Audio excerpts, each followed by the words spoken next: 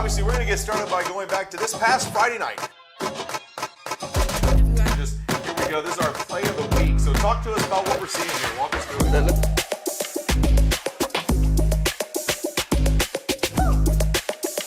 The Rattlers punt to the Hornets down 16-13.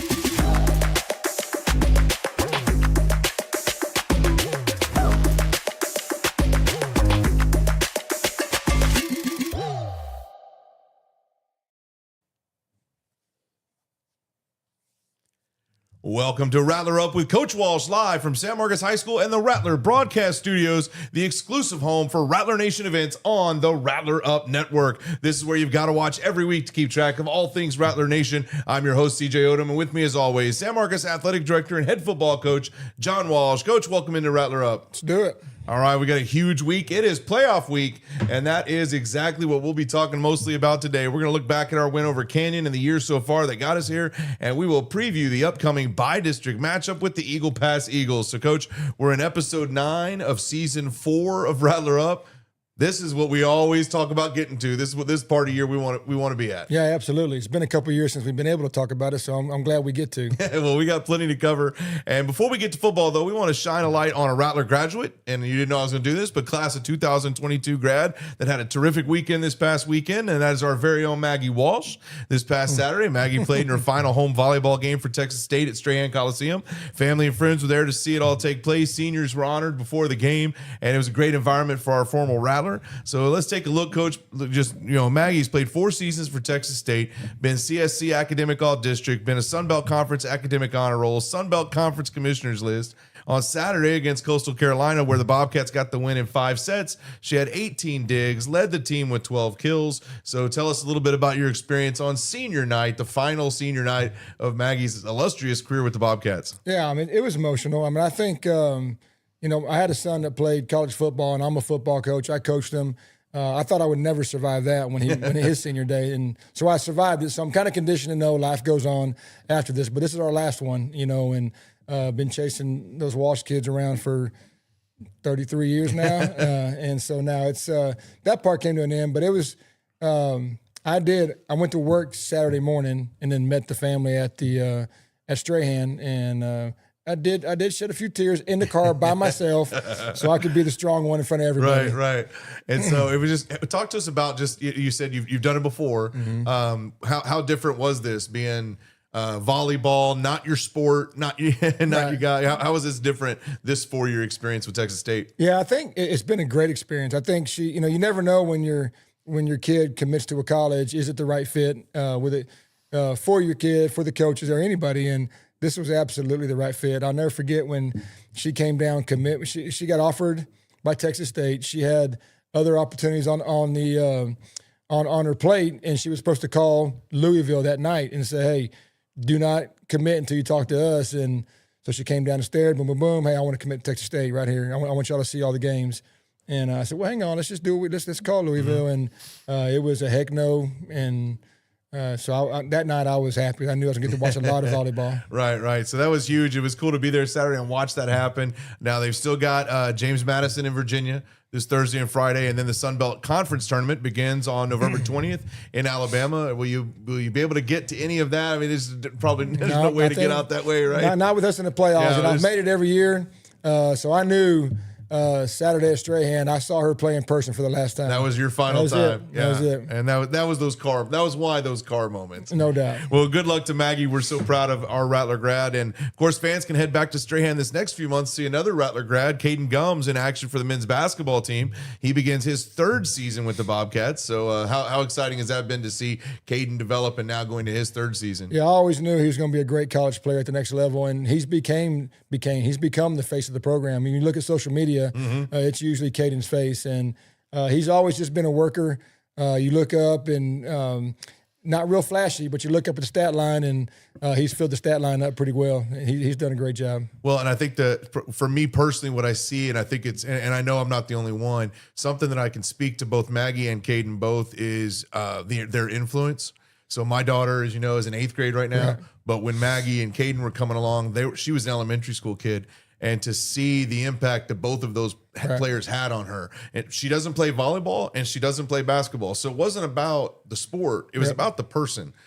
She wanted to see Maggie Walsh play volleyball. Right. She wanted to watch Caden Gums play basketball. And she felt they made her feel important. They made her feel good when she was around them. You know what I mean? Right. And like I said, she's one of many, many kids in this school that are either at Goodnight or Miller now, or maybe at the high school now, that were impacted well by them. And I just think, what is that legacy like for them, especially for the Rattlers in the hometown, to see such a success story come from San Marcos High School? Yeah, I think for both of them, I think the reason they were magnetizing is neither one of them talk a whole lot. They're not loud, right? But they just work hard. They work hard. They were proud to wear the Rattler purple. They were proud to wear that maroon. So I think the way they carry themselves and just in work speaks volumes. And I think you can be 5, you can be 12, you can be 20, be our age, and you can recognize play hard and work hard. Right, absolutely. Well, good luck to Maggie. Good luck to Caden as their seasons continue. But let's head back to our current Rattlers and take a look at this past Friday night's regular season finale against the Canyon Cougars. Now, it was a huge District 29 6A matchup that would end the regular season and set the playoff slate once and for all with both the Rattlers and the Cougars. Now, even a potential opponent in the Medina Valley Panthers were in the stands as a team to watch this game, knowing that this was one of their potential rivals that they were going to be playing. Now, the Rattlers got on the board first in the first quarter with a 56-yard touchdown pass from Buck Stein to Hank Harris to take the 7-0 lead, but both defenses were tough, and the Rattlers had 3 drives in a row with incredibly uncharacteristic fumbles lost, so no more points would be had, and the score would remain 7-0 at the half. Now, in the third quarter, the Rattlers were finally able to break through again, this time on a 21-yard Elliott Gray touchdown run to put them up 13-0. And then late in the fourth, Justin Tardy found the end zone from 20 yards out with the defense pitching yet another shutout, and the Rattlers secure the 20-0 win and set themselves as the number 1 seed from the district for the 6A Division II playoffs. So, Coach, we'll talk about the details and some of the places you want to improve, but how great did that feel for the boys to get that win despite not playing their best? Yeah, absolutely. Defensively, we played our best. We only gave up 13 yards in the whole game, which is, I talked to them early on when I knew they were good. Preseason, we're playing good defense. District, let's be great. Let's get a little better. And then by the time we get to the playoff, let's be elite. Giving up 13, I don't care if we were supposed to beat them. Giving up 13 yards is an incredible feat. It was huge. Our side of the ball, offensive side of the ball, like you said, Justin Tardy has 91 carries and doesn't turn the ball over, and then Buck has not fumbled either. So it happens. I'm glad it happened in an ugly win. Because those are what you call ugly wins. We felt like we expected to win in a bigger score margin, and to not do that was disappointing. But I've done this long enough that you better enjoy. If you win 10-9, you better enjoy 10-9. It's still a W. It's a win. Yeah. It's a win. Well, and you talk about like the timing. So, like to talk about the defense, that they are getting hot exactly when they need to get hot. It's exactly what they had a stumble. They recovered. They pitched the shutout. They only, like you said, 13 yards total, 29 passing, -16 rushing. So that's incredible. Only 3 first downs the entire night for Canyon. So the defense, how important is it that timing is such that they are coming into full stride heading into the playoffs? Yeah, this is where you want to be. And I've always said, by Halloween, you better be playing your best ball. We've always been led by our defense this year. So for them to be at their very best after Halloween, going into the playoffs, is comforting for a head coach, especially one that calls an offense, because I know even if we're struggling at times, it's going to be okay. They're going to get them off the field. They're going to get us the ball back. And now the team, not just the coaches, but the players, they expect me to go for it on 4th down because they know they're going to stop them anyways. Right.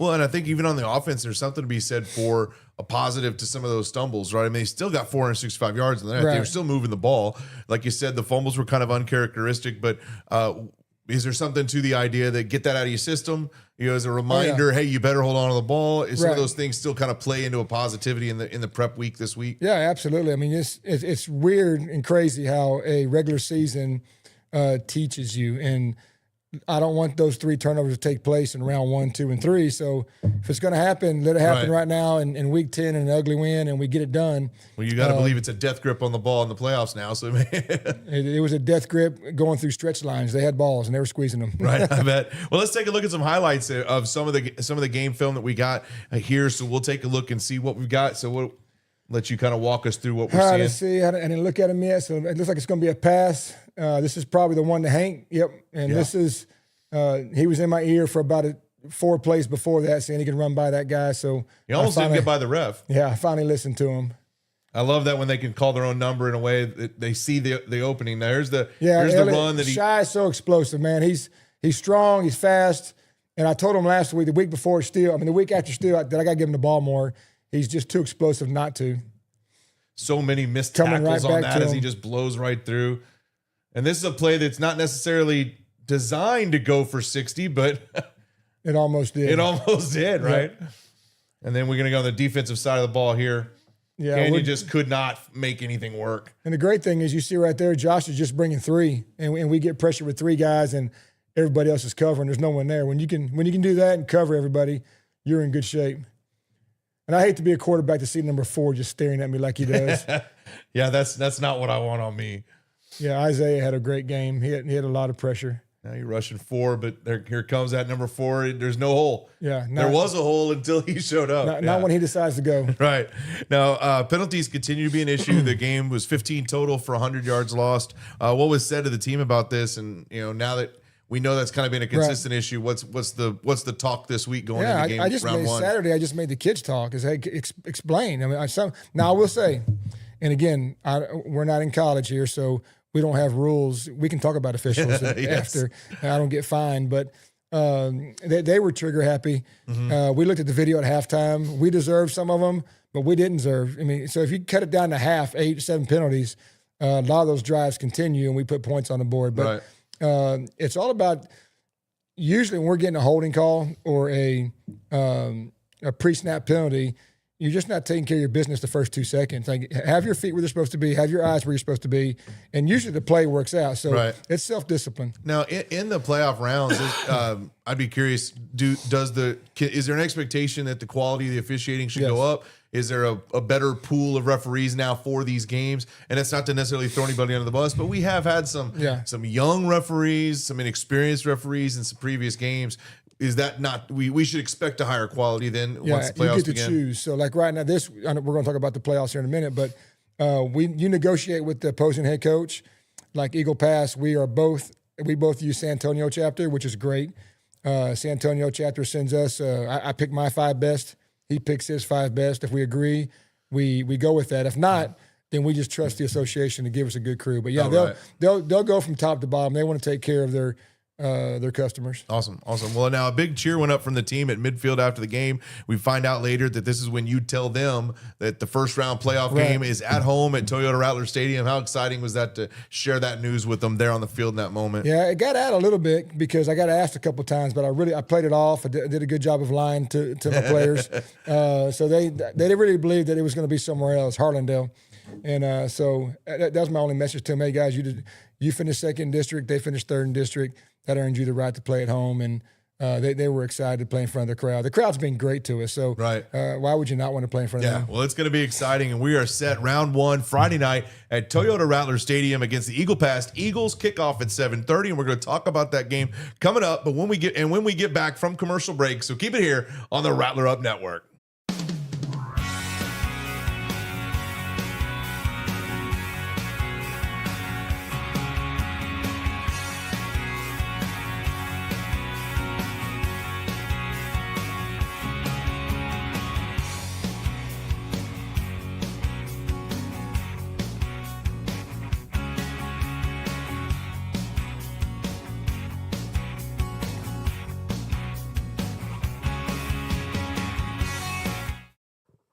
Welcome back to Rattler Up, exclusively on the home of Rattler Nation, the Rattler Up Network. Make sure to like and subscribe to that Rattler Up Network button there on YouTube, and check in often for live broadcasts, podcasts, and many more events. And now is the time on our show where we bring in Mr. Creek Innes for his regular segment, Rapid Fire. Creek has had the opportunity to grill Coach Walsh and myself in 60-second increments over the last few weeks. What Creek does not know is that now he will be on the other end of that 60-second timer. Oh, no. And the camera just caught that face as he figures out what's about to happen. You're So today, kidding. it is No. Coach Walsh and I's turn to ask the questions. It's still rapid fire with Creek Ennis. We still use his logo. He's still involved in the segment, so you can put your phone down. Yeah, You're not asking my any questions. are gone now. Okay.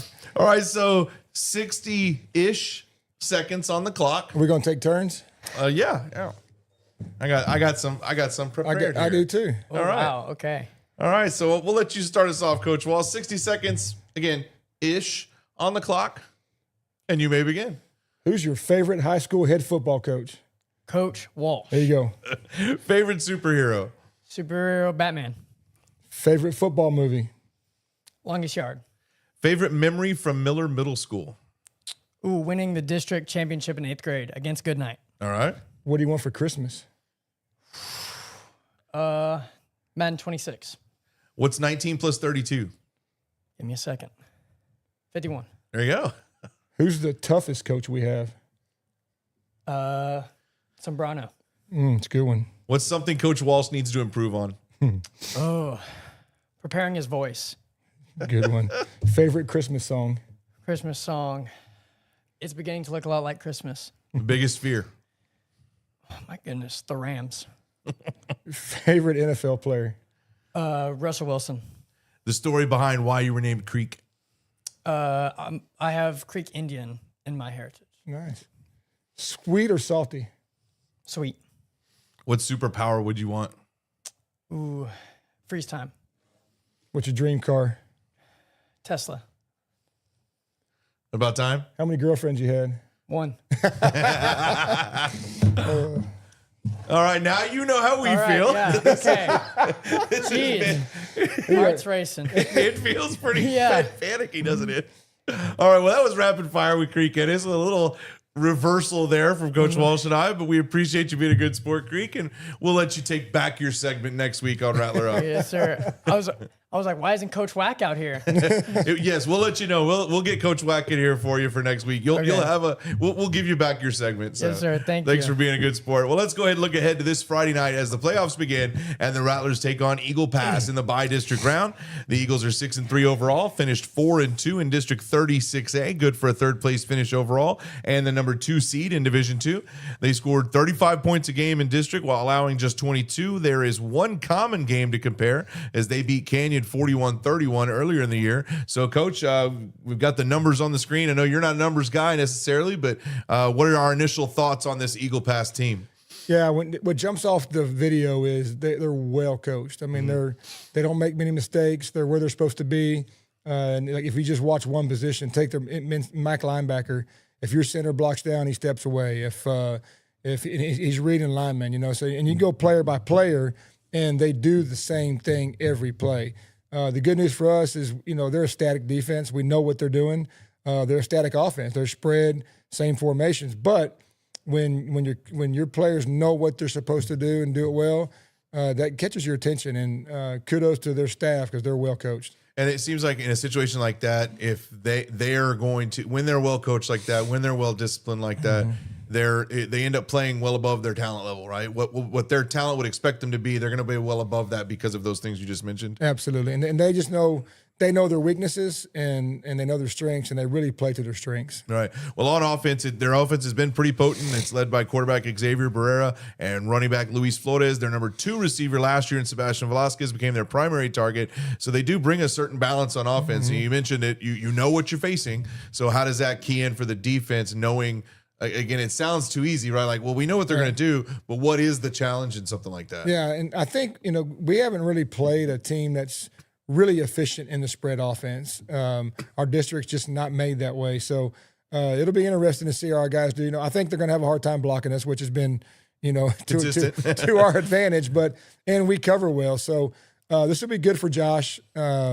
Coach Allen, because it's it'll set him up. Hopefully, they expose some things that we haven't had to defend yet, and it'll make us better. Right, and then on defense, the Eagles have a strong front seven, several contenders for all district, and so we know that they've given up in the district games, they only gave up 22 a game. Now, of course, in district, you have a wider range of opponents you're facing, so that average kind of doesn't mean as much. But certainly they have shown the ability to stop offenses or at least slow them down. So what's kind of the biggest challenge for the offense on this specific game? Yeah, I think as long as, again, defensively and offensively, we just got to take care of ourselves. And I think we match up well. Hopefully the turnovers are out of our system. And we do what I said about the first 2 seconds. Our feet are where they're supposed to be, the eyes are where they're supposed to be, and we don't get those penalties. And if that takes place, then we'll have a big day. Do you expect it to be in a game like this, a first half being maybe more? The second half is always more important, but how important is that first half that set the tone, right? Because Eagle Pass is going to be coming in, for all intents and purposes, kind of an underdog, so to speak, but they know that, and they're coming in with something to prove. So you have to withstand that initial volley of them saying, hey, we're here to give you a ball game. What's that first half like, and how do you coach your team up to expect that from them right off the bat? Our defenses come out the gate strong each. I don't care if we were playing Lake Travis or we were playing Steele. They've coming out strong. Offensively, I can't think of a game where we've taken the ball the first drive and scored. So just coming out better, putting points on the board earlier in the first quarter. Defense is going to set the tone. But to me, the most important piece of that game is, you want to come out strong, but you want to finish the half strong and start the second half strong. Those 8 minutes right there, first, the 4 before and the 4 after, really swings the game.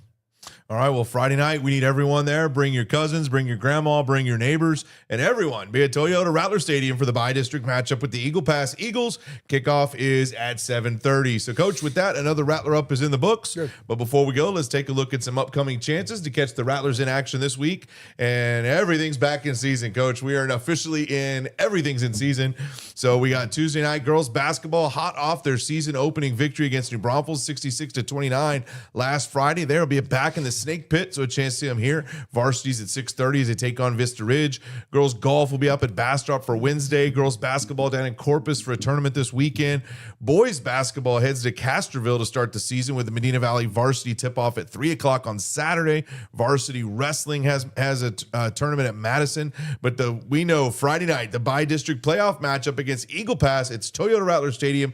Kickoff at 7:30, and we need the home crowd there fully and absolutely in, everybody in attendance. That homecoming crowd was so great, Coach. If we could recapture that, I think that would be such a huge feel going into that playoff game. Yeah, it was powerful. The stands that night were extremely powerful.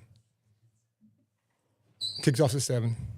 7 o'clock. We're getting word from the producer here. 7 o'clock kickoff. I didn't even catch it. Don't be there at 7:30. Be 7 o'clock kickoff. So get there at 6. You want to get good seats because it's going to be packed. Like you said, a long time since we've been able to host playoff game, and the fans know that, the audience knows that, the crowd, the city knows that. So 7 o'clock kickoff time, and you want to be there for that. So before we go, we check in on things, of course, outside of Rattler Nation. A&M and Texas Tech continue to roll with wins over Missouri and BYU.